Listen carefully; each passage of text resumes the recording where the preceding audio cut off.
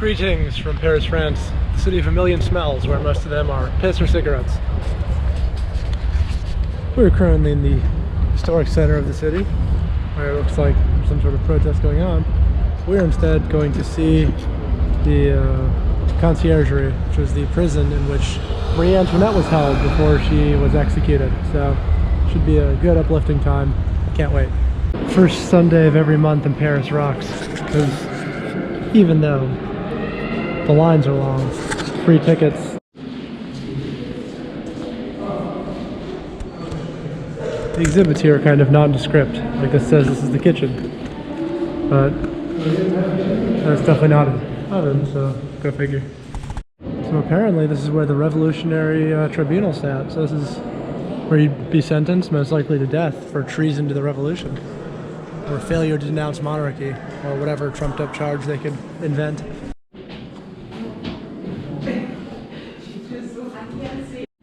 Do not want to be kept here as a prisoner.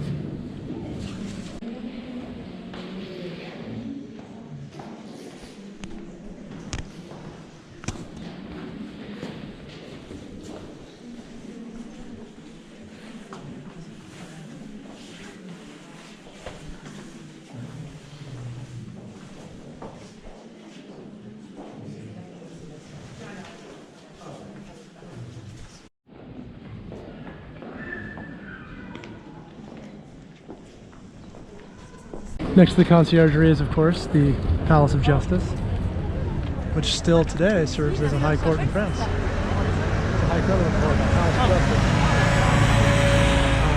Justice. In any case, Conciergerie is a very good introduction to the French Revolution if you're someone who's not familiar with it. So I recommend checking it out, especially if it's free. If you're already familiar with it, it's a lot of review, but I still thought it was pretty cool. Just to stand where Robespierre stood, to sentence all those people to death, essentially. So now, gonna go get some views of Notre Dame from the outside, since the inside is still closed. They are building that thing slower than shit. London has the Thames, Paris has the Seine. There are boat tours on both.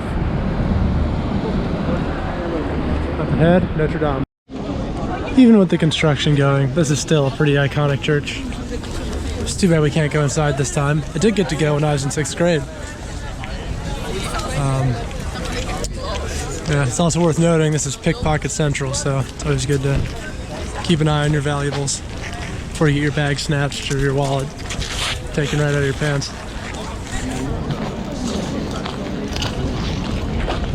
That's too bad about that fire. I can't remember how it started. It was much more recent than I thought as well.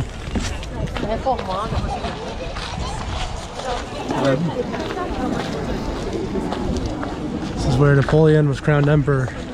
Another thing I learned today at Versailles. So, take it in. Nice sunny day. Bonjour from the world famous Luxembourg Gardens for our second day in Paris and our first full day.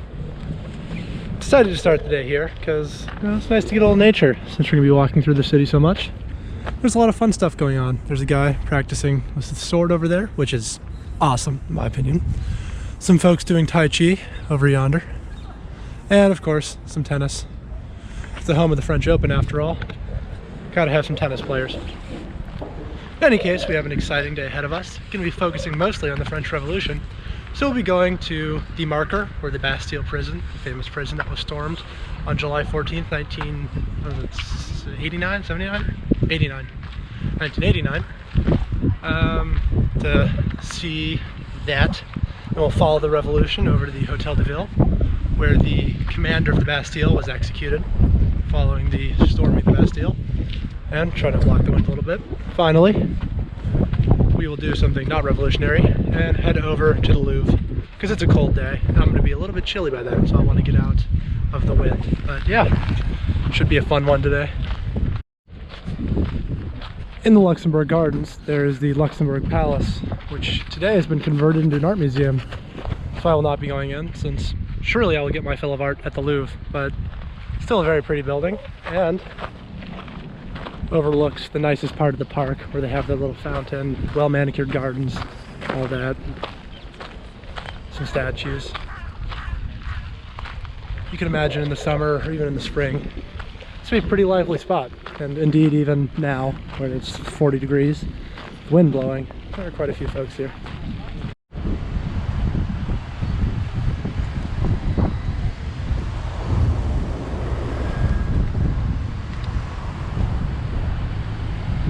Well, it took a lot of walking, probably more than it should have, because I made a couple wrong turns, but made it to the monument to the Bastille.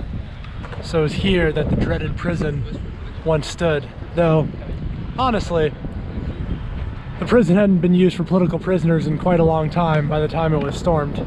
It was mostly used as a place for nobles to send their ne'er-do-well kids.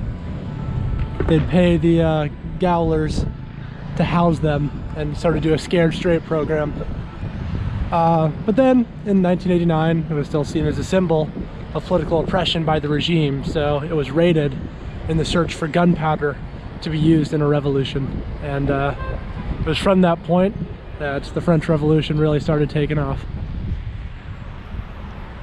Today all that's left is this monument, but it's pretty cool, and it's got Liberté, Égalité, Fraternité, so the classic slogan of France: liberty, equality, and brotherhood.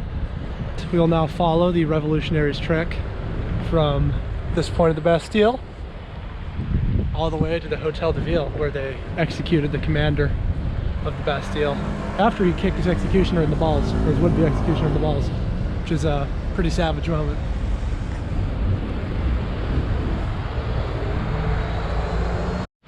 This is the beauty of Paris, as I was just walking around, once again a little off course, and just find these cute little squares. And definitely aesthetically, as long as you can't smell the city, it's one of the best in the world.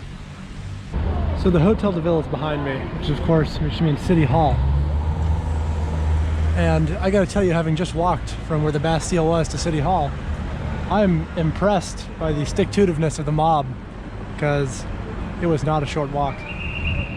Assuming this is the same City Hall, I believe it is, that they brought the commander of the Bastille to. But certainly if you're planning on doing this and it's cold out, bring a heavy coat. So I'm a little chilly. Now, an interesting question is whether we can get inside, because there's a large group of tourists standing outside by one of the entrances, so you'd think maybe, but I'm not sure because of COVID whether government buildings will be open or not. I was gonna say this seems like a popular spot for photography, a lot of people modeling and such, wearing nice clothes. I think it might be Paris Fashion Week, and it's in there or something, I don't know. There's a lot of security. I can't imagine it's usually this popular. That guy on the bike is being photographed. This lady's getting photographed. Don't know who she is. And I have heard that Lewis Hamilton's here, so I'm almost tempted to just wait outside, but still a lot to see. I am certainly confused, but these must be some people of note as well. I guess I don't know many models. It's a lesson here.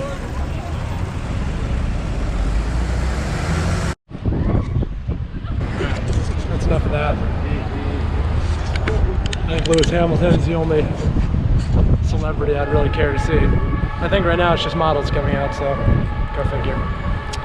In any case, I think that's as close as we're going to get to the Hotel de Ville since Paris Fashion Week is going on, so I guess it's time to head now to the Louvre.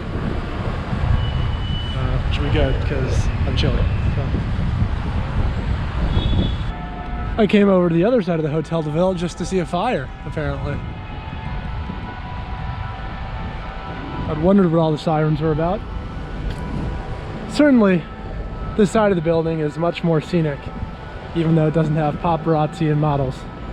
What it does have is the 5 rings of the Olympics to signify Paris having won the Summer Olympics for 2024.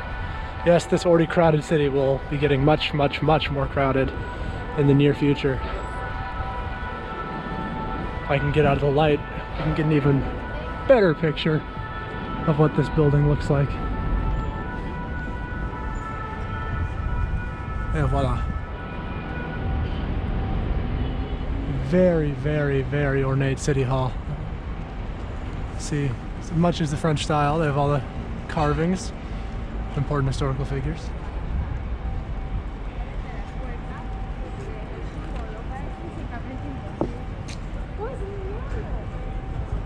And a post office. Not post. I assume post office. It's got the post office symbol for them. Quite nice.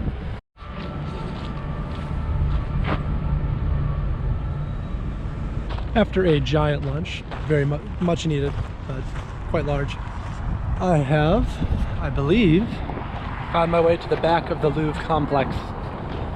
So hopefully through there, and that is assuming there's a way through, I will find that big glass pyramid, so iconic. Actually, may have to pop back out and see what's up with this church as well later, because I don't recall that from the last time I was here. We are in Tourist Central today.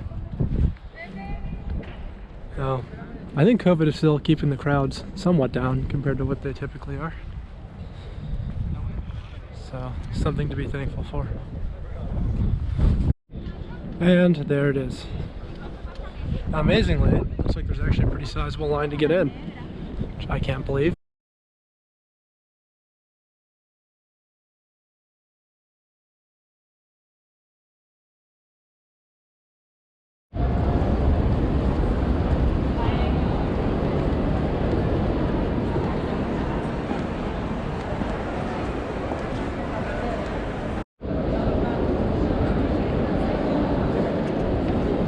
Look at the size of the brochure.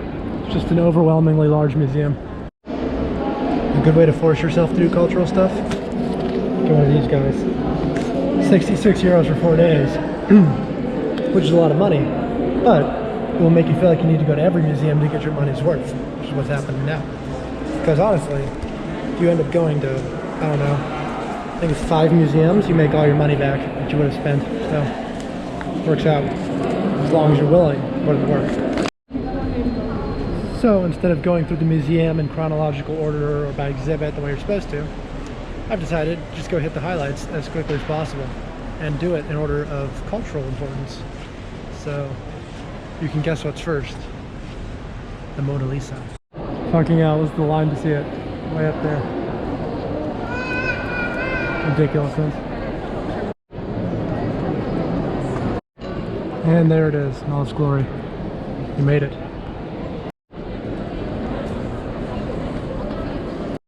Continuing on our highlights tour of the Louvre. Oops.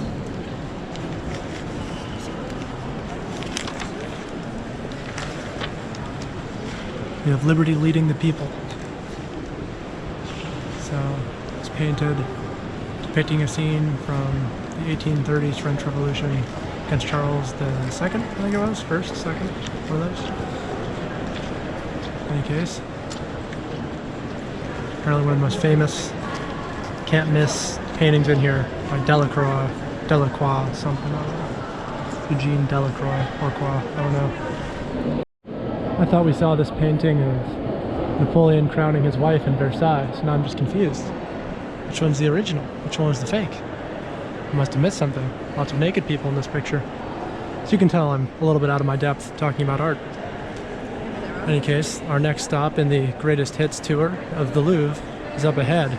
Winged Victory, a statue of Nike, and is often copied on ships. Let's go get a closer look. I'm not sure why this one's so famous, but it is. So, take it in. Now you're supposed to look at it from the front and left. If I remember correctly. That's the ideal angle. The building in which the Louvre is housed is pretty spectacular in its own right, even leaving out all the art. And there she is, one of the most famous, oops, one of the most famous statues in the world. The lighting in this room is actually weirdly bad, so there's a hopefully a little better angle. The bottom floor of the Louvre is always so funky.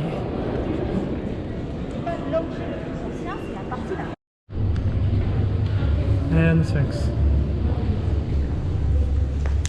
Actually wasn't that hard to find. This is the Grand Sphinx. It might be a different Sphinx. Might have found the wrong Sphinx. We're all good. That was indeed the right Sphinx.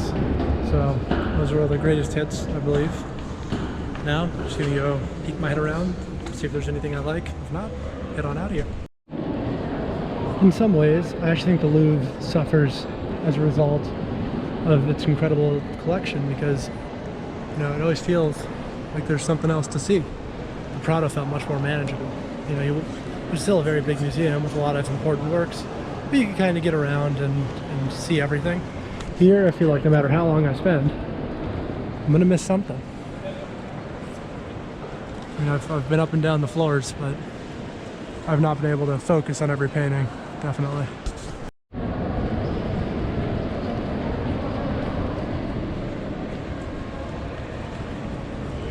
So that was the world famous Louvre. What'd y'all think? Worth the trip? I tend to think yes. Just because it's one of those say I did it things. You know, I can whip out a picture of my selfie with the Mona Lisa at a dinner party to annoy people and show that I'm more cultured than them. No, it is, I mean, it's a cool enough exam. Certainly one of the major things to do here. It'd be like not seeing the Eiffel Tower when you're in Paris, just because you don't generally like things that are made for world fairs. You know? You gotta make exceptions sometimes. This is a pretty good one. Across from the Louvre is a mini Arc de Triomphe, which I like to imagine is the Arc de pretty good jump. You know, not great, not quite a triumph, but not terrible. The park we're in now, across from the Louvre, it's called Twillery Park, and it's named for the palace that once stood here. Twillery Palace, which was the king's residence in Paris. It's here that he was initially held hostage by the mobs of Paris. But sadly, the palace burned down. All that's left is this lovely park where it looks like locals spend a bit of time on nice days like today is slowly turning into.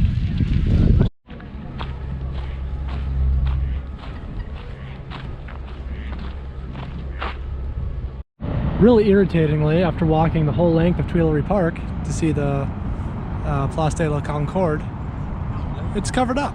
This is supposed to be an obelisk. Instead, it's a bunch of scaffolds and disappointment, but the area around it is still quite nice. Twillery here. Also some construction going on. I think there might be an event tonight, maybe for Fashion Week. Let's get across the street here.